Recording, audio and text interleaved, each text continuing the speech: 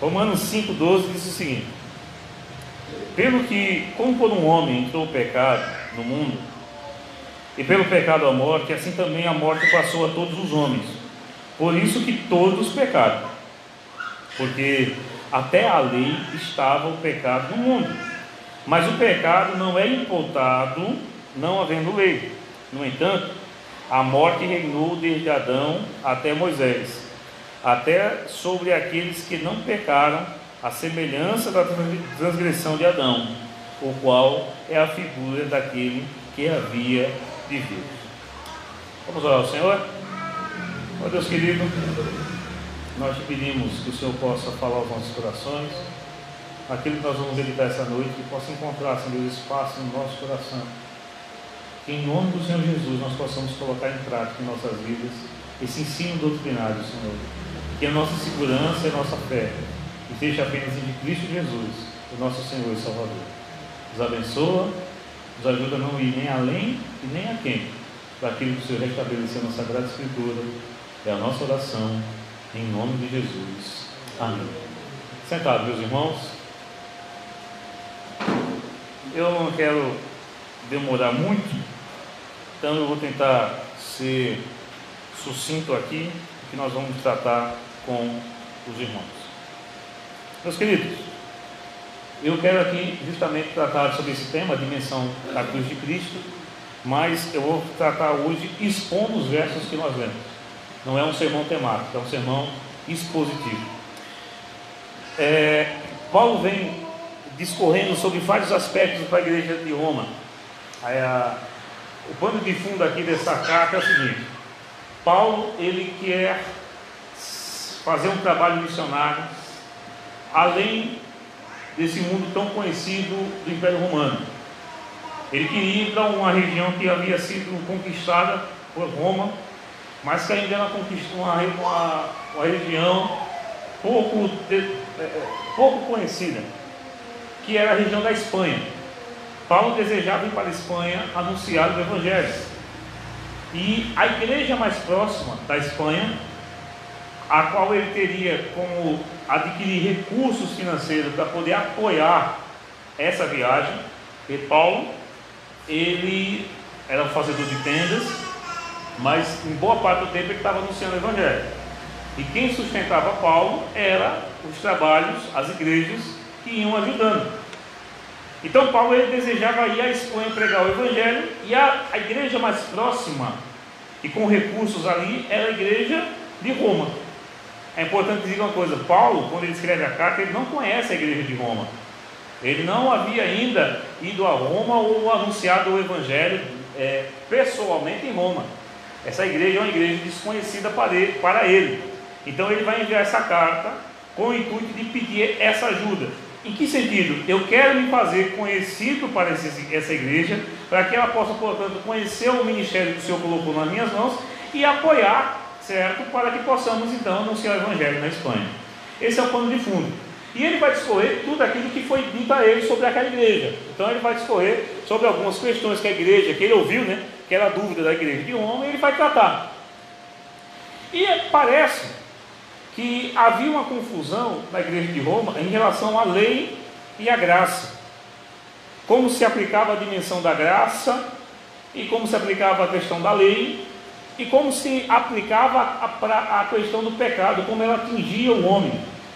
E Paulo, ele vai falar muito sobre salvação, graça, a fé, nesse livro. Martinho Lutero dizia que se você tirasse todos os outros livros da Bíblia e deixasse Romanos, estava bom demais e suficiente para o cristão. Para muitos, Romanos é a carta principal, ou o tratado teológico maior de todos, a epístola, a carta de Paulo aos Romanos. Meu objetivo aqui, portanto, não é discorrer sobre todo o capítulo 5, não é isso, mas é meditar especificamente nos versos que nós lemos, tá certo? Voltando ao verso 12, certo? Observe que o ponto principal de Paulo aqui, nesses versos, até o verso 21, nós não lemos, mas até o verso 21, é o seguinte: por um homem entrou o pecado, e esse pecado e a morte atingiu a todos os outros. Mas por um outro homem veio a graça. E essa graça superabundou aonde havia alcançado o pecado e a morte. Esse é o tônico. Vamos observar o verso 12. Aí Paulo fala, pelo quê? Pelo quê? Porque ele está argumentando nos versos anteriores. Se você observar, eu vou ler o verso 10 e 11, só para a gente poder contextualizar. Paulo vem dizer assim, porque se nós, sendo inimigos, verso 10, fomos reconciliados com Deus pela morte de seu Filho, muito mais, estando já reconciliados, seremos salvos pela sua vida. E não somente isto, não somente o quê? Se nós somos salvos pelo seu Filho, porque nós fomos agora reconciliados. Então, olha, se antes era um inimigo, Deus estendeu essa salvação, ofereceu essa salvação a nós, sendo pecadores inimigos dele. Agora que nós fomos libertados, alcançados por essa graça, ou seja, seremos salvos. Aí ele fala, e não somente isso, não somente essa salvação, mas também nos gloriamos em Deus, por meio de quem? Do nosso Senhor Jesus Cristo, pelo qual agora alcançamos a reconciliação. Paulo fala que não fica apenas na questão da salvação, mas aquele que foi salvo, ele agora também vai ser, ele pode se gloriar, não nele, mas em Deus. Aí aqui fica, eu entendo quando as pessoas criticam, porque os irmãos vão perceber, eu vou deixar claro aqui para vocês, porque muitas vezes as pessoas criticam os crentes, dizem o seguinte, os crentes só querem ser salvos. Já ouviu isso? Santo, né, e tal, isso aí. Mas o que acontece? Eu sei que tem muito crente que acha que a salvação, mesmo crente, ele acha que a salvação é por obra, porque ele vai dizer que ele é salvo porque ele dá o dízimo, porque ele faz algo para Deus, porque ele está no culto, porque ele faz isso, faz aquilo. Você já deve ter visto esse tipo de crente. Ele acha que a salvação é porque ele faz algo. Mas eu pergunto aos irmãos, a salvação é por algo que fizemos? A salvação é por quê? Pela graça, por meio. Isso não vem de nós, não vem das obras. Para o quê? Para que ninguém se glorie. Ó, Paulo lá em Efésios. Ó, então ninguém pode se gloriar. Aí Paulo diz que agora a gente pode se gloriar em Deus. Por quê? Aí quando eu digo assim, eu sou salvo, não é porque eu estou sendo vaidoso, Eduardo. Pelo contrário, é porque eu estou reconhecendo que eu sou um miserável pecador e que Deus, por sua infinita graça e misericórdia, sua bondade, seu Deus, que esse seu Deus, ele superapontou, ele me atingiu, mesmo sendo eu miserável pecador. Nós podemos gloriar em Deus, porque foi Ele que fez tudo, nós não fizemos nada. Nós cantamos isso, né? Porque Ele me escolheu, a segunda estrofe do louvor que nós cantamos, o penúltimo louvor. Não é isso? Ele nos escolheu. Então, diante disso, aí Paulo vem. Pelo quê? Pelo quê? Diante da argumentação anterior. Cristo, nós somos reconciliados por meio de seu Filho, Jesus. E agora a gente pode ir até nos gloriar, não em nós, mas em Deus, por meio de Cristo, porque Ele nos reconciliou, estamos reconciliados com Deus. Aí pelo que, como todo homem entrou pecado no mundo, e pelo pecado a morte, assim também a morte passou a todos os homens, por isso que todos pecaram. Aí Paulo ele entra num campo aqui que é interessante. Paulo ele vai mostrar o seguinte: você percebe essa graça? Você percebe que essa graça, essa salvação que te atingiu, ele está justamente mostrando que não há mérito em nós, mas é Deus, pela sua bondade e graça. Aí ele vai mostrar que não há mérito em nós, por quê? Porque nós viemos todos de um só. Os evolucionistas falam que o homem veio de um macaco, outros falam que o homem veio de uma ameba, e assim vai. Nós cremos que nós viemos de Deus. Eu acho interessante porque João, no seu evangelho, eu faço questão de ver isso com os irmãos. João não, perdão, se não me engano é Lucas. Deixa eu só abrir aqui rapidinho.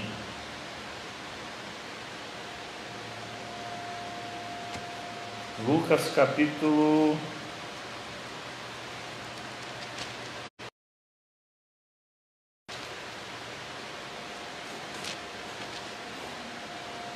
'Vou encontrar aqui rapidinho. capítulo 2.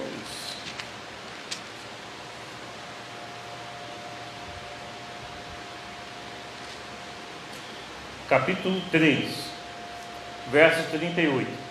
Irmãos encontraram? Lucas capítulo 3, verso 38. Do verso 23, Lucas ele vai falar sobre a genealogia de Jesus, certo? E o mesmo Jesus, lá no verso 23, começava a ser de quase 30 anos, sendo como se cuidava, filho de José de Eli, assim por diante. Aí quando chega no verso 38 diz: e Cainã de Enos, filho de Enos, e Enos, filho de Sete. Você sabe que Sete foi aquele terceiro filho de Adão e Eva, não foi isso? Depois que teve Caim e Abel, Caim mata Abel e depois tem Sete.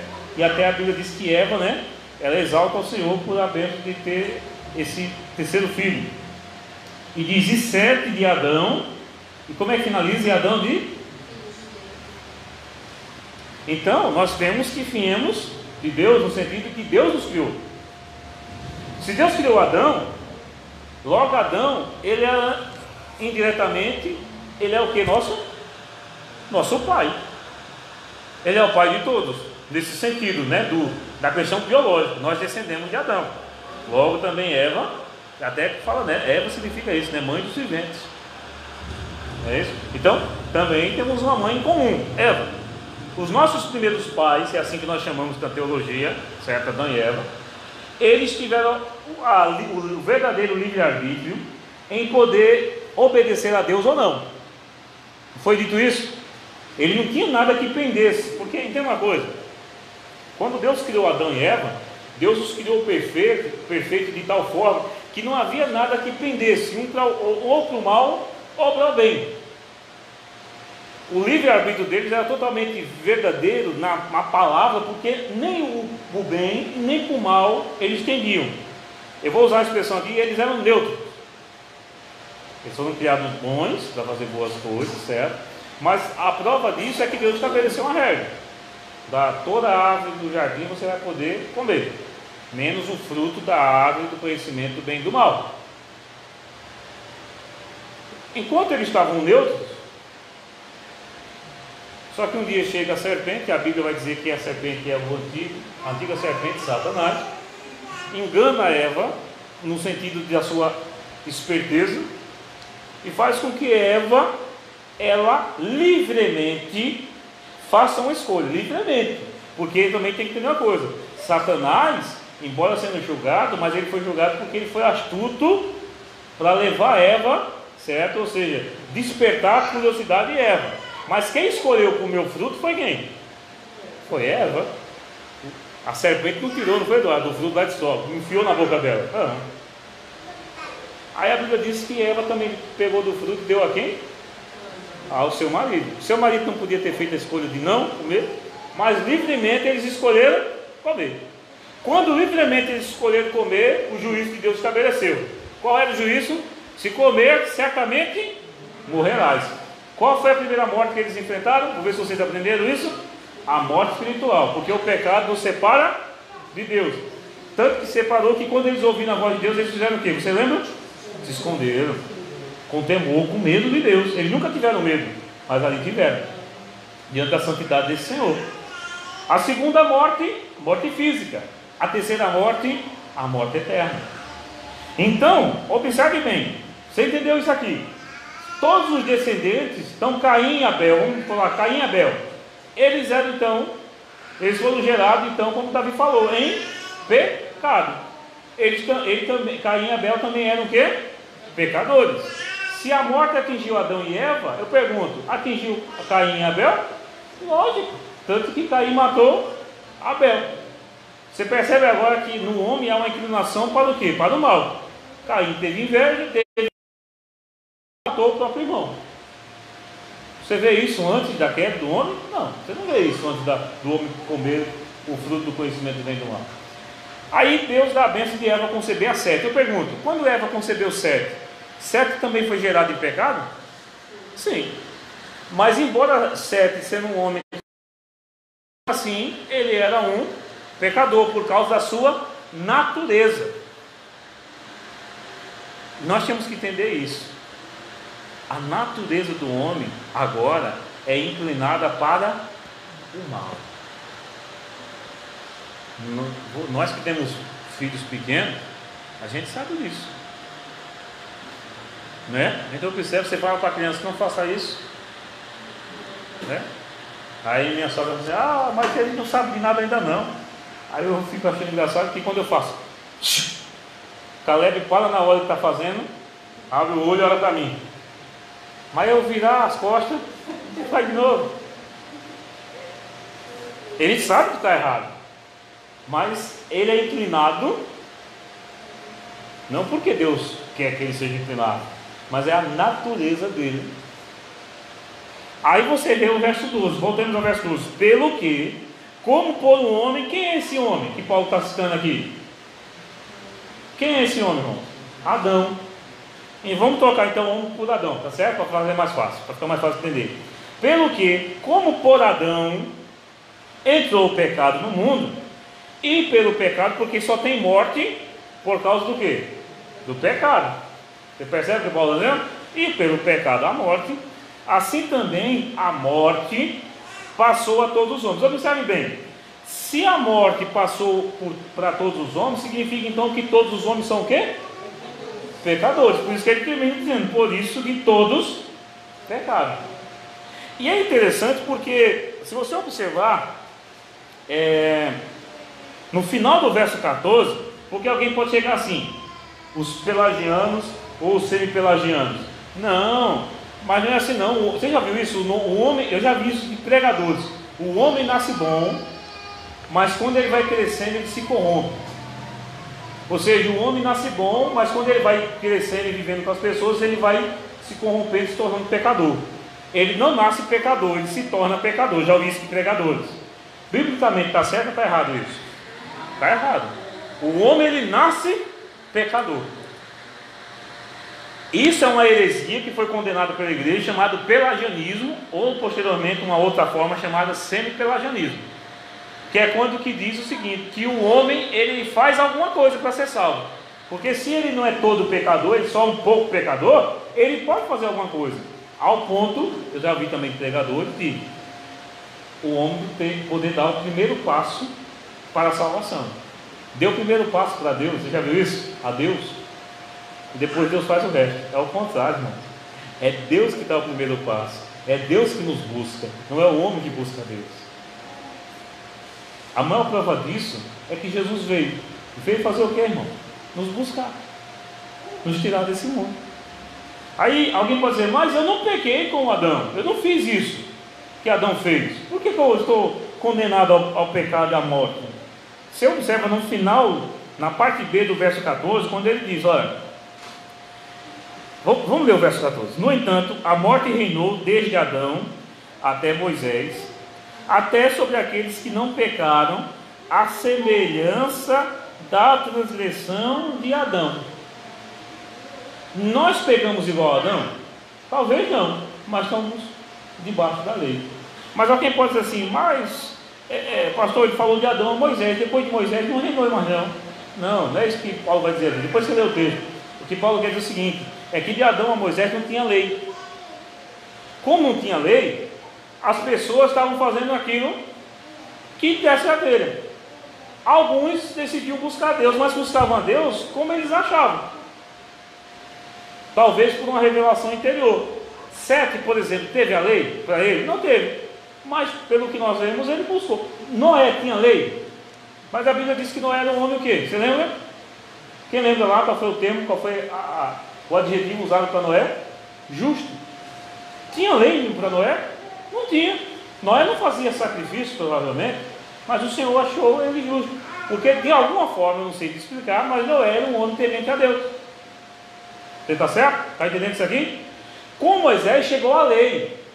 Aí por isso que Paulo vai falar o seguinte, olha só, verso 13. Porque até a lei estava o pecado no mundo. Observe bem, até a lei estava o pecado no mundo. Eu pergunto, não há pecado no mundo mais hoje? O que Paulo está querendo dizer? Justamente é disso.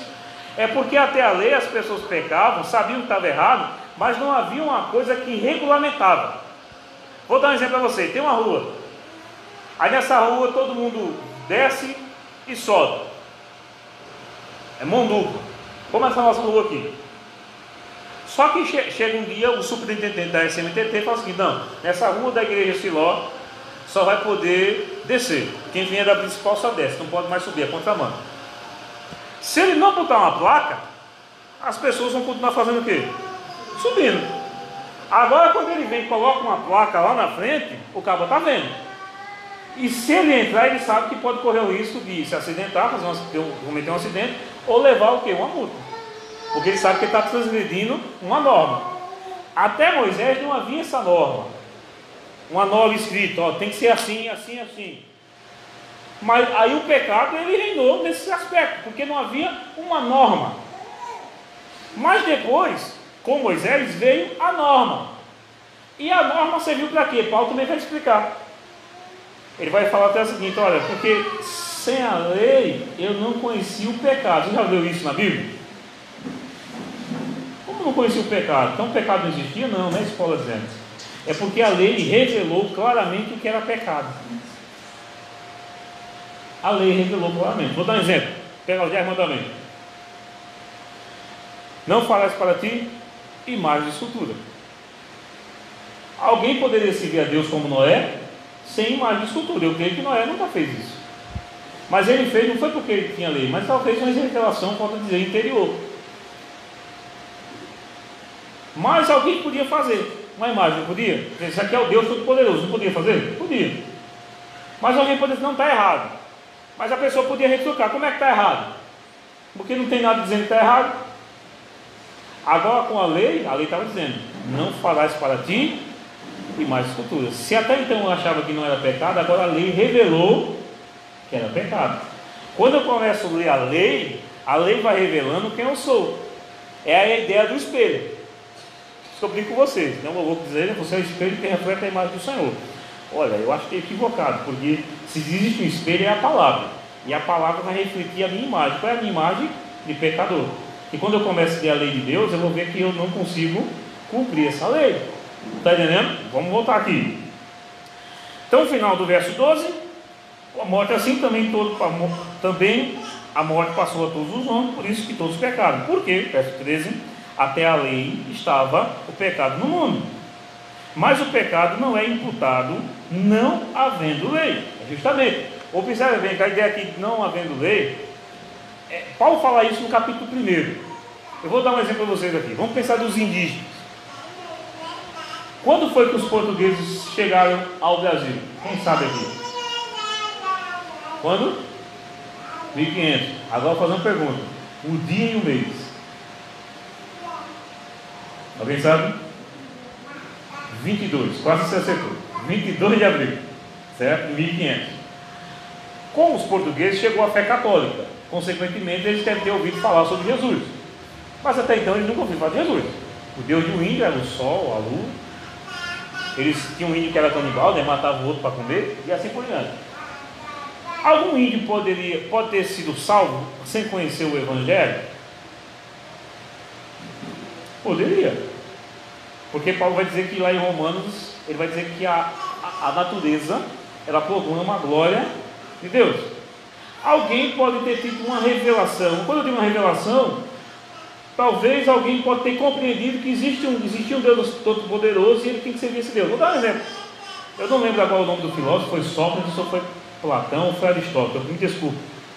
Eu gosto de filosofia, mas agora eu esqueci quem foi o autor desse pensamento. Chega um dia que um grande filósofo desse chegou 400 anos antes de Jesus vir. Provavelmente eles não conheciam a fé judaica. Aí chega o seguinte: você sabe que os gregos tinham vários deuses, né? Zeus, se você assistiu Shira foi, não é isso? E Hércules, você não lembra daquela série que tinha, né? Eu gostava assim, você viu o nome de vários deuses, né? Hércules, por exemplo, ele é um semideus, né? Ele é filho de Zeus com uma mulher, então ele tem muita força. Aí aqueles deuses gregos, aí chega um desses lá e fala o seguinte: olha, esses deuses da gente, eles se parecem mais com os homens. Porque um mata o outro, né? Assim, né? Um briga com o outro, aquela coisa toda. Aí chega e diz: ó, se existe um Deus, esse filósofo falou, só pode existir um. E esse um tem que ser diferente dos homens. Ele tem que ser superior aos homens. Ele não conheceu o Evangelho, mas ele chegou a essa conclusão. Filosoficamente falando, ele estava certo, não estava? Aí esse mesmo filósofo, ele entende a questão da alma. Então logo, esse Deus ele tem que ser eterno. Logo, a alma. Se ele criou todas as coisas, ele deu vida ao homem, e esse homem ele é diferente de todo o resto da criação, logo ele tem que ter uma alma, e essa alma também é eterna. E ele vai ter que se apresentar diante desse Deus. Ele só não soube identificar quem é esse Deus. Paulo fala que é possível. E essa pessoa, ela seria julgada não pela lei de Moisés, mas por essa revelação de Deus. Eu digo isso porque alguém pode dizer, mas Deus ele é injusto, porque os índiozinhos, antes dos portugueses, não conheciam o Evangelho e eles podem ter sido condenados porque não conheciam Jesus. Mas Paulo está dizendo aqui que não. Porque verso 13, porque até a lei estava o pecado no mundo, mas o pecado não é imputado não havendo a lei. Deus não vai julgar essas pessoas com base na lei de Moisés, porque elas não conheciam a lei. A gente sim, em tese, porque nós conhecemos a lei, mas aquelas pessoas não. Mas isso não significa que elas não serão julgadas. Você está me entendendo? Mas serão julgadas até aquela revelação que o Senhor deu. Estão me fazendo entender? Deus ele tem uma pequena medida, e as pessoas serão julgadas por aquela medida. Vou dar um exemplo aqui mais prático. Nós imaginamos que a graça de Deus é um oceano. Nós estamos nessa graça, nesse oceano. Mas imagine que daquelas pessoas que nunca ouviram o Evangelho, esse conhecimento de Deus, porque você precisa entender, até no Antigo Testamento, por exemplo, você acha que Abraão entende tudo que nós entendemos hoje? Ele não entendia, ele entendia até aquilo que Deus havia revelado a ele. Noé é a mesma coisa. Tanto, aqui eu vou usar uma expressão do pastor Mário Souza, quando ele disse que a revelação de Deus no Antigo Testamento era dada igual aquele remedinho de criança, contra a gota, não tem? Você bota aquele negocinho lá no frasco, puxa, né? E vai dando na boca da criança. Foi assim. O Senhor foi dando a revelação dele, gotinha por gotinha. Quando chegou Cristo, o Senhor agora abriu toda a sua revelação, a revelação final. Tá certo? Então, nós seremos julgados em base desse oceano da graça. Agora, aquele que só recebeu uma gotinha, Deus vai julgar ele de acordo com a gotinha. Mas isso não exime o homem de se comparecer perante o tribunal de Deus. Deus é injusto? Deus estabeleceu isso. Ele pode fazer isso. Por quê? Porque ele é o Criador. E o Criador faz como ele bem quer, não é isso? Versículo 14. Deu para entender então o verso 13 aqui? Vamos lá. Então, por exemplo, no mundo ocidental, nós conhecemos o Evangelho, seremos julgados baseando, por exemplo, sobre a lei. Só que nós entendemos que pela lei nós não temos como ser salvos. Por isso nós precisamos de o quê? Da graça, no verso 14. No entanto, a morte reinou desde Adão até Moisés, até sobre aqueles que não pecaram, a semelhança da transição de Adão. Portanto, não significa que não tinham pecado. Tinham pecado, mas talvez não igual a Adão, mas tinham. Aí ele vem, o qual é a figura daquele que havia de vir. Eu quero encerrar aqui. A figura daquele que havia de vir. Só uma pergunta, quem é esse que havia de vir? Jesus. Paulo está dizendo então que Jesus é igual a Adão? É isso? Em pecado não, mas em efeito, em ato sim. Como assim? Deixa eu até falar em ato. O que ato quer dizer? Em ofício, em função, seria a melhor palavra. Adão era nosso, nós chamamos na teologia de nosso representante. Você já ouviu essa frase falar aqui? Em Adão, todos nós pecamos. O pecado de Adão atingiu, portanto, toda a raça. Adão era nosso representante. Cristo agora, ele é as primícias. Sendo Cristo as primícias, ele é representante de quem? Tem que fazer essa pergunta. Cristo é o representante de quem? Daqueles que irão crer nele. Ele oferece a salvação a todos, mas a salvação só é efetiva naquele que crê. Quem crê na cruz, quem crê em Jesus, receberá a salvação, porque Jesus será o representante de cada um daqueles que creu nele lá na cruz de Calvário. Eu falei que o tema do meu sermão é a dimensão universal da cruz. Quando eu digo que a dimensão universal da cruz, não significa que todos serão salvos. Todos serão salvos, irmãos? Quem será salvo? Os que creem. A máxima do Evangelho de João 3,16. Como vamos lembrar que diz? Porque Deus amou o mundo de tal maneira que deu quem? O seu Filho unigênito, para que o quê? Que todo aquele que nele crê não pereça, mas tenha a vida eterna. Eu pergunto, o chinesinho do coronavírus, ele pode crer? Se a graça for revelada a ele, pode crer. O japonês, o árabe, o africano, o italiano, o brasileiro, o palmarinho. A dimensão da cruz significa, justamente, quando eu digo universal, é porque a salvação ela pode atingir todos. É aquela famosa frase, né? Os braços abertos de Cristo na cruz abraça todo aquele que estiver no mundo, aonde estiver, que crê nele como Senhor e Salvador. Então a pessoa pode estar onde for, na Coreia do Norte, debaixo de perseguição, pode estar num país livre como o nosso. A salvação pode atingir todo aquele que crê em Jesus Cristo. Por isso nós temos que nos gloriar em Cristo. Por isso nós precisamos de Cristo. Porque sem Cristo, irmão, não haverá graça. Sem Cristo não há salvação. Sem Cristo ninguém pode chegar a Deus. Sem Cristo, meus irmãos, nós não somos nada. Porque Cristo é tudo, Ele tem que ser tudo em nós. Então, meus queridos irmãos, a cruz ela é universal neste aspecto. Ela atinge qualquer ser humano que crê em Jesus. E aonde entra aqui um aspecto especial da cruz? Por isso Paulo diz que ele vai dizer que ele crê na mensagem da cruz. Ele prega o evangelho da cruz. Porque nós temos que pregar o evangelho da cruz. O evangelho da cruz ele vai mostrar e ele vai ter como tônica uma palavra: arrependimento. Não é cura. O mundo precisa de arrependimento. Porque com arrependimento virá o perdão de pecados. Com o perdão de pecados virá, porque observe bem, observe o processo. Com o pecado entrou o quê? No mundo, nós lemos? Pelo pecado entrou o quê no mundo? A morte. Se Deus vem em Cristo e perdoa o pecado, sai a morte e entra o quê, Maria? A vida. Que vida? Por quê? Porque Cristo é maior que Adão. Porque Adão morreu. Adão veio e ele não teve como reverter. Cristo vem, pega o peso, a falha de Adão e ele conserta. Porque ele é superior a Adão. Então lá na cruz ele conserta, ele restaura. E agora a vida que ele oferece não é uma vida de 70, 80 anos, mas é uma vida eterna para todo aquele que nele crê. Vamos fazer algumas aplicações para nós encerrarmos? E isso, como é que se aplica a mim? Primeiro, deve se lembrar da palavra que está no verso 11. Devemos nos gloriar em quem? Em Cristo Jesus. Porque foi Cristo Jesus que nos trouxe aqui. Meus irmãos,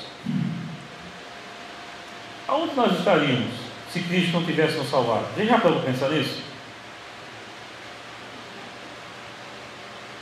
Estaríamos no mundo. Mas como estaria a nossa vida nesse mundo? Talvez a gente estava na vida. Eu mesmo que sou um camarada estressado, eu acho que eu não sei se eu estava vivo, se não estava. Entendeu? Nós enfrentamos lutas como todo mundo. A Bíblia deixa bem claro que a chuva, o sol nasce sobre todos e a chuva cai sobre todos. Mas nós temos Jesus. Nós temos Jesus. Pedro certa vez perguntou: Senhor, nós deixamos tudo para te servir. Eu até brinco, né? Porque Pedro, o barco que tinha, ele emprestado. A azeite que ele prestava também não era dele, era tudo emprestado. Ele disse que deixou tudo. Aí Jesus vem fazer a Pedro: você vai ter aqui nessa vida 100 vezes mais, e por fim, você lembra, a vida eterna. Mas o que é maior? O que a gente vai receber 100 vezes aqui, ou a vida eterna? A vida eterna. A vida eterna. Então, a primeira aplicação é: eu preciso glorificar a Deus. Por qual motivo? Pela salvação. Meu irmão e minha irmã, você está aqui porque Deus te escolheu. Eu não sei se você tem dimensão, você consegue compreender a profundidade disso, mas Deus te escolheu. Irmãos, tem gente melhor desse mundo do que nós. Tem gente muito melhor. Não tem? Tem. Tem gente aí fora que tem um coração muito melhor. O meu coração é demais. Tem gente que tem uma bondade que eu fico, né, absurda. Mas Deus que escolheu. A glória não é nossa, é dele. Todo dia nós temos que dar glória a Ele, porque, Senhor, eu te glorifico, Senhor, porque o Senhor me salvou. E esse sacrifício foi grandioso, porque quem tinha que morrer éramos nós. Alguém aqui gosta de. Alguém aqui quer morrer? Se a gente não quer morrer fisicamente, imagina o inferno. Chegasse aqui, ó, eu tenho um negócio para te oferecer. Um caixão da hora, ele é bem acolchoado. E agora deu um sistema novo. Vai ter ar-condicionado lá de baixo para você. Para o seu corpo se decompor, certo? Mas se decompor bem no fresquinho. Alguém aqui ia aceitar? Ninguém quer. Vá, soma com isso para lá, cara. Se a gente não quer essa morte física, eu pergunto: quem vai querer o inferno? A morte física é ruim, imagina o inferno, que é a eternidade. Jesus os tirou de lá. Olhe para você, você merece. Sabe por quê? Hoje você falhou, não falhou contra Deus? Eu falei. Então você falhou. Talvez você não cometeu um pecado assim, mas eu tenho certeza que talvez a gente não orou como deveria ter orado, talvez a gente não leu a palavra como deveria ter lido, não é isso? Talvez nós não evangelizamos, talvez Deus abriu a porta para a gente evangelizar e a gente ficou. Meus irmãos, mas Ele mesmo assim nos escolheu. Nós temos que glorificar Deus por isso, porque essa graça abundou. Eu creio que a última aplicação que nós podemos fazer aqui é: sendo filho de Deus, nós temos que ser representantes de Deus. Multidões, texto do profeta diz, no vale da decisão. Eu, quando chego e vou voltando para Panelas, aí eu sempre falo para a Juliana: a gente está morando num buraco, porque ao redor de Panelas é montanhas de rocha, e Panelas fica ali num buraco. Justamente. Aí eu falo para a Juliana, bem assim a Bíblia diz que há no mundo multidões dentro de um vale para fazer uma decisão. E a decisão é sair desse vale e ir para um lugar. Alguém aqui já assistiu Crônica de Nárnia? Eu acho que não sei se é no terceiro filme que Aslan, ele tem um ratinho, né? Você já viu aquele ratinho lá, aquele, né? C.S. Lewis, quando ele escreve as Crônicas de Nárnia, ele faz uma simbologia. Toda vez que você assistir aquele filme, Aslan simboliza Jesus Cristo, certo? Ele é esse rei. Se você assistir o primeiro filme, você vai ver que Aslan morre e depois ressuscita. Ele morreu no lugar lá foi do Edmundo, né? Que fez o negócio errado, ele morre no lugar dele, né? Mas depois ele volta e vence lá, né? A bruxa, né? Então C.S. Lewis, eu acho interessante que no último filme, se eu não me engano, ainda não é o último livro, porque foram 7 livros. Aí o ratinho lá, né, ele retoma a vida e tal. Aslan faz com que o rabinho do ratinho cresça de novo. Só que ele tinha um desejo. Qual era o desejo do ratinho? Ir para onde Aslan mora. E você lembra que tinha uma parede, né, era como se fosse um mar, né, ali, que fazia separação. Só que Aslan dizia o seguinte para ele: se for, não pode fazer o que mais? Voltar. Qual foi a escolha do ratinho? Ir. Ele quis ir. Meus irmãos, o Senhor nos chamou para ir para a casa dele. Aí eu lembro do pastor Paulo César com o louvor mão no arado. Quem tem posto a mão no arado não pode mais olhar para trás. Aí lá ele vai explicar o que é mão no arado. Aí vem lá na outra história para dizer: quem em Cristo põe a vida não pode mais olhar para trás. Meus irmãos, muitos infelizmente olharam para trás, voltaram desse mundo, e o Senhor vai pesar sobre eles a condenação por causa das suas coisas. Nós estamos aqui não é porque nós somos melhores, não. Aí aqui tem que ter temor, para que a gente também não venha cair e pedir misericórdia. O Senhor me sustenta, cuida de mim, mas eu te louvo, porque até aqui o Senhor me sustentou. Às vezes a gente fica desanimado, às vezes a gente quase para na caminhada, não é isso, irmão? Quem aqui já quase parou? Eu fui um desses que quase parei, quase desisti. Eu não desisti, não foi por causa de mim, foi porque Jesus veio e estendeu a mão dele. Ele estendeu a mão para nós, e Ele quer nos levar para onde? Para a eternidade. por último, nós temos que então soltar o velho Adão, vá-se embora, velho Adão. E nós temos que ficar com o novo Adão, Jesus, segurar nas suas mãos, porque quem segura nas mãos dele, o novo lugar que para onde vai é a nova Jerusalém, o novo céu e a nova terra. Nosso destino, os irmãos, a gente pode ter a melhor vida aqui, mas o nosso destino não é aqui.